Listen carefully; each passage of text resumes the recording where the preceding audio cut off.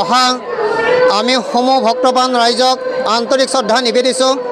এয়া 37 সংখ্যক আঞ্চলিক শিৱৰাত্ৰি পূজা উদযাপন বৰ্তমান ৰাতিপুৱাৰ পৰা ৰাতি পুৱা প্ৰায় 5 বজালৈকে আমাৰ এই অনুষ্ঠানটি চলি থাকিব।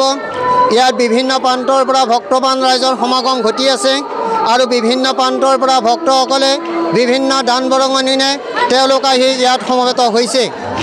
আমি ভক্তসকলৰ আগতে যিসকল ভক্ত এই দেৱালয়ত শিৱৰাত্ৰি পূজা উপলক্ষে আহিছিল তেওঁলোকৰ যি মনৰ কামনা এই মনৰ কামনা তেওঁলোকে এই মহাপ্ৰভু শিৱৰ ওচৰত আগবঢ়াই গৈছিল আৰু তেওঁলোকৰ যি মনৰ কামনা ইতিমধ্যে সাফল্যমণ্ডিত হোৱা বুলি আমি জানিব পাৰিছোঁ।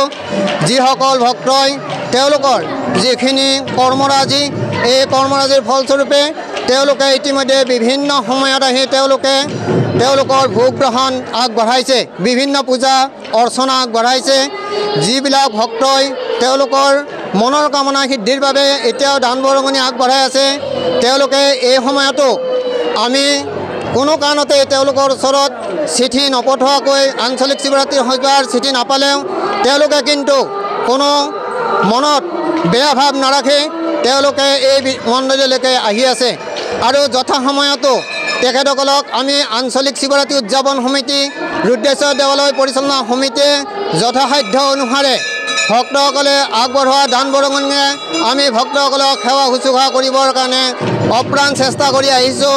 আৰু যিসকল কৰ্মকৰ্তা বিভিন্ন প্ৰান্তৰ পৰা আহি কৰ্মকৰ্তাসকলে বিভিন্ন প্ৰান্তত ভক্তসকলক সহায় সহযোগিতা আগবঢ়াই আহিছে।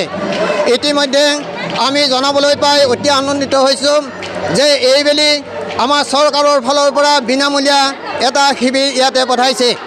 আনহাতে ব্ৰহ্মকুমাৰী সেৱা আশ্ৰমৰ পৰাও আহি তেওঁলোকে ইয়াত ৰাইজক শিৱ বাবাৰ যি মাহাত্ম্য এই মাহাত্ম্যৰ বিষয়ে তেওঁলোকক জ্ঞান চৰ্চা দি আছে আৰু ভক্তসকলে এতিয়াও তেওঁলোকৰ যি পাৰদৰ্শিতা এই পাৰদৰ্শিতাৰে আগবঢ়োৱা দান বৰঙণিৰে বৰ্তমান চিপাঝাৰৰ দেৱযানী দেৱীৰ নাম পৰিৱেশন হৈ আছে আৰু ভক্তসকলে তাত নাম পবিত্ৰ দিনত এই দেৱালয়ত বিভিন্ন প্ৰান্তৰ পৰা উপস্থিত হোৱা ভক্তসকলৰ ৰাতিপুৱা 7 বজাৰ পৰা যি লানি নিচিঙা সোঁত বৈ আছে এই পৰ্যন্ত সেইসকল ভক্তই তেখেতসকলৰ মনৰ ইচ্ছা প্ৰকাশৰ কাৰণে এগছি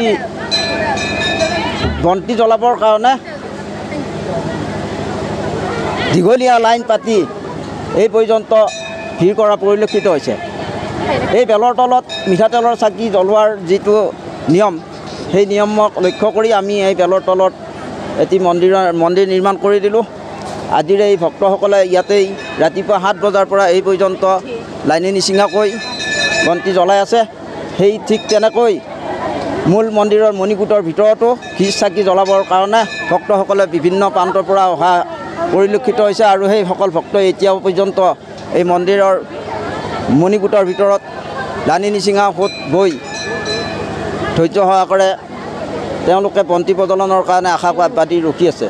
আমি ভক্তসকলৰ কাৰণে আজি বিভিন্ন আপ্যায়নৰ ব্যৱস্থা কৰা হৈছে, মাহ প্ৰসাদ চাহ তাৰোপৰি মহাভোগৰো ব্যৱস্থা কৰা হৈছে। বৰ্তমান আমাৰ